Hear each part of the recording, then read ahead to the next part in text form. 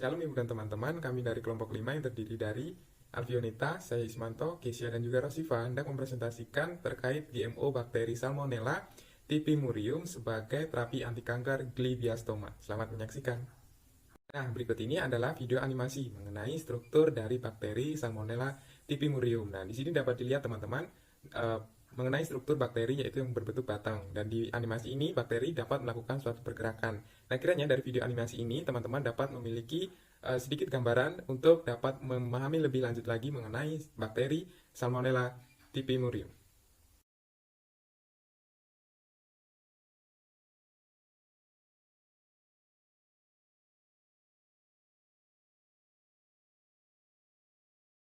Dari video sebelumnya, kita sudah mendapatkan sedikit gambaran mengenai bakteri Salmonella typhimurium. Nah, sekarang kita akan masuk ke bagian struktur dan fungsi dari bakteri ini sendiri. Jadi, dari segi pewarnaannya, bakteri ini tergolong dalam bakteri gram negatif. Dan dari gambar di atas dapat dilihat bahwa bakteri ini berbentuk seperti batang. Nah, di dalamnya bakteri ini memiliki spora dan memiliki flagel yang memudahkan bakteri untuk bergerak. Jenis flagel yang dimiliki dari bakteri ini adalah flagel peritrik, yang berarti flagelnya ini terdapat di seluruh permukaan tubuh dari bakteri. Nah, ukurannya berkisar antara 0,7 sampai 1,5 kali 2 sampai 5 mikrometer. Jadi ukurannya sangat-sangat kecil. Selain itu, bakteri ini adalah bakteri yang intraseluler fakultatif, yang berarti bakteri ini mudah untuk difagositosis, namun dalam prosesnya bakteri ini tidak mudah hancur. Selain itu, bakteri ini juga anaerob fakultatif, yang berarti ia dapat hidup di kondisi lingkungan dengan kadar oksigen yang sangat sedikit. Beberapa fungsi dari bakteri Salmonella typhimurium ini antara lain yang pertama, bakteri ini dapat mengkolonisasi sel tumor. Lalu yang kedua, bakteri ini dapat dijadikan sebagai terapi anti kanker dengan adanya proses rekayasa genetika.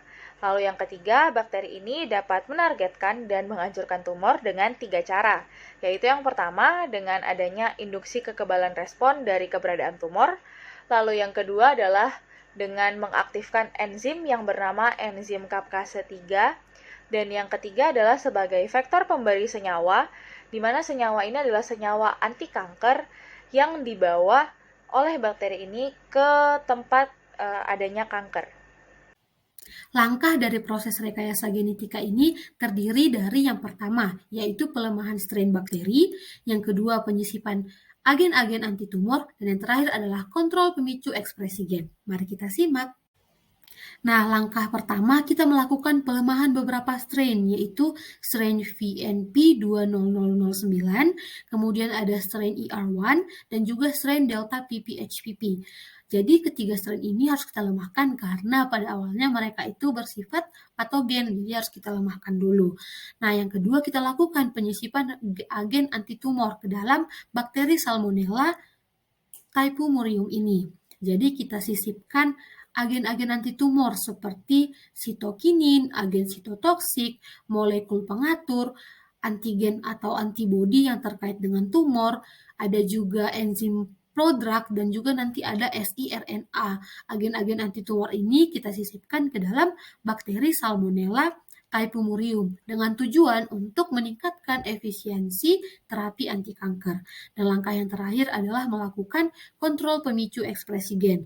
Jadi strategi yang dapat digunakan untuk kontrol pemicu ekspresi gen ini adalah yang pertama itu adalah pemicu ekstraseluler, yang kedua penginderaan lingkungan, dan yang terakhir adalah induksi diri. Selanjutnya adalah mekanisme Salmonella typhimurium sebagai agen anti kanker glioblastoma. Jadi secara keseluruhan terdapat beberapa tahap dalam mekanismenya. Yang pertama adalah menentukan sel target.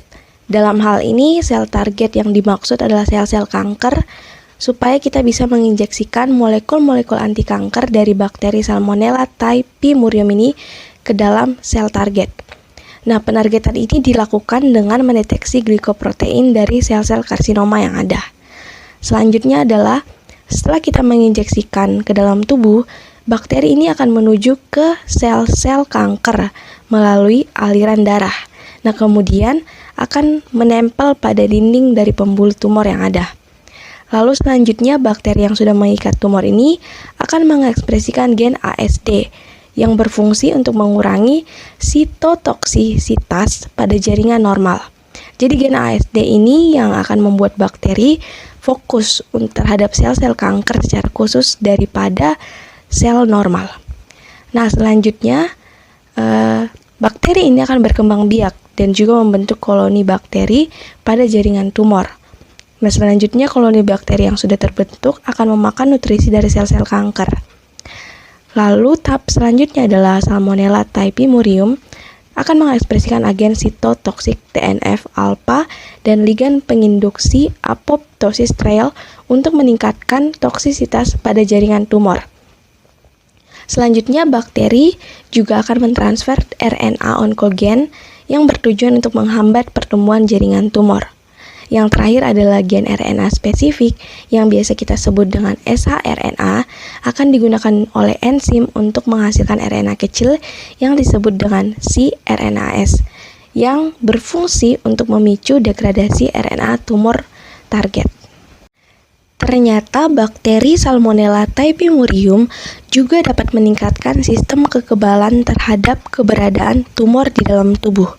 Jadi bakteri ini akan bekerja secara spesifik untuk membunuh sel-sel kanker dan juga bekerja untuk merangsang pembentukan sistem imun.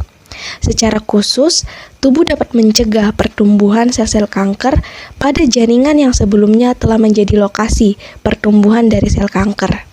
Nah, mekanismenya yaitu bakteri akan menginduksikan produksi sitokinin proinflamasi seperti agen sitotoksik TNF-alpha untuk meningkatkan aktivitas sel imun, termasuk di dalamnya sel dendritik, makrofag, dan sel T, sehingga dapat mengubah lingkungan mikrotumor yang awalnya imunosupresif menjadi imunokompeten.